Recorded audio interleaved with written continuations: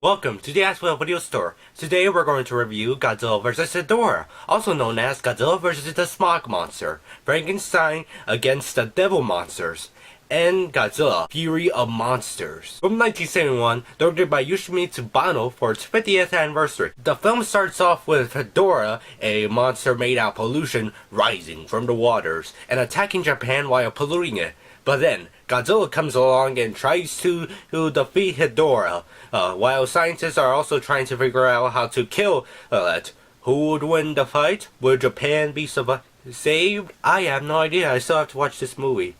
But in case. So that's the basic plot of the film. The movie's actually pretty good. The Godzilla vs. Hedorah is like one of those like black sheep sort type of Godzilla films, unless we're talking about All Monsters Attack, which is the worst out of the show ever. But basically it's because of how strange and weird it is, because it's a bit psychedelic here and there. It's a bit of an art house film, I consider it. Like there's like this one scene where we have a whole bunch of television screens all together, or which I think they're television screens, yeah. Where basically everybody's like going, where's Godzilla? What we're going to do about Hedorah? And there's a scene with a whole bunch where people at a bar have like fish heads and all that. But I actually think this movie's actually pretty good. The story was interesting, and I did like the message of the film about pollution. It had its unique way of basically showing like, hey, if you pollute the Earth, kids, a giant polluted monster from space is coming to kill us all. It basically makes, I think a few critics point this out, basically made Godzilla basically a symbol of nuclear war to now a symbol of pollution. Now he's a hero in this film, which is going to save us from a giant monster made out of pollution. A kid character knows about like, oh, Godzilla will save us, you know. But in case.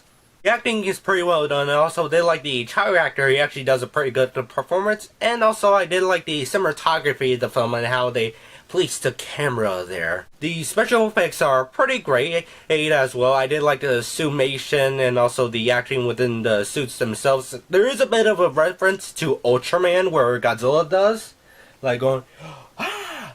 In any case. The soundtrack was also good at a few points here and there and all that. Some people say it might be annoying, but I think it's a good place. It's good in a few places here and there. So I'll give it 4 out of 5 stars. Now I only own the movie on Blu-ray, as you see here in my Godzilla Criterion set. I have no room here on my shelf to put it on. So I have my original German lobby card there, you know, just as a representation. In any case, let me just trying to find here it is. Here's the art of the set. It actually looks pretty cool and all the. To be honest, in the film, there's actually not much like miniature destruction, because at this time in the 70s, the budgets were getting lowered and lowered in the Godzilla films and all that. There's Hedorah and Godzilla in cities and all that. And they, you know, fight each other, but not really destroying everything around. There is some good, like, some good slime effects where it shows Hedorah's, like, slime going around the rooms. Pretty disgusting there. I do own an original German lobby card from Godzilla vs. Hedorah. This is pretty cool, right? And it's a German title, like I said before in the opening. Frankenstein fights against the Devil Monsters. So yeah, this is actually, that's a pretty funny title there. To be honest, there's a bit of a blur, the picture they use here on Godzilla's back, but overall it looks great.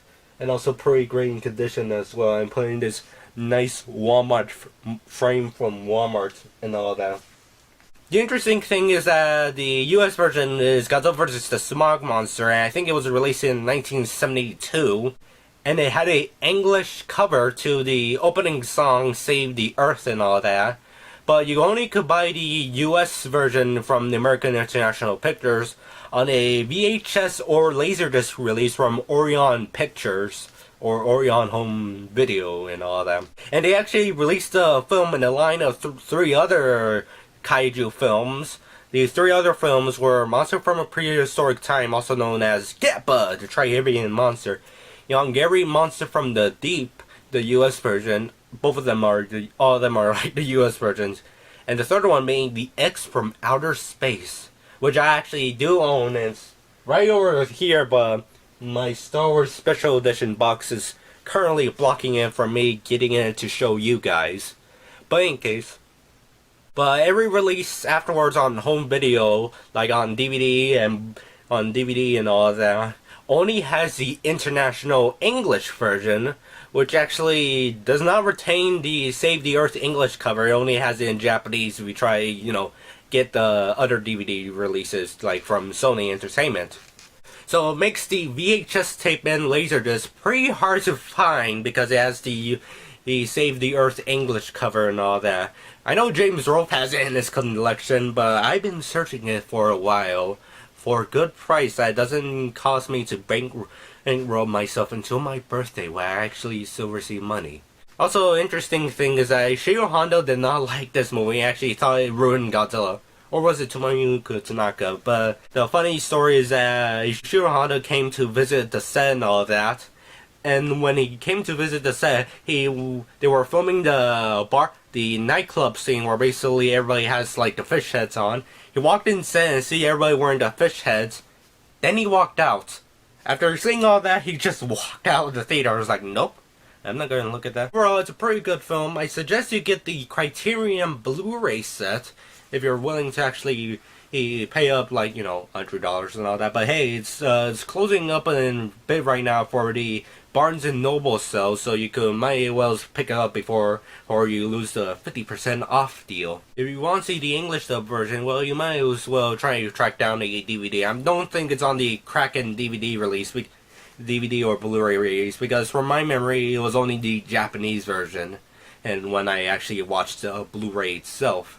One day I might find the VHS tape, or better yet, the Laserdisc, because it might have actually higher quality audio, unlike VHS where it degrades every time you watch it. So that's all the review. Have a nice day. Later on, come back to our video store.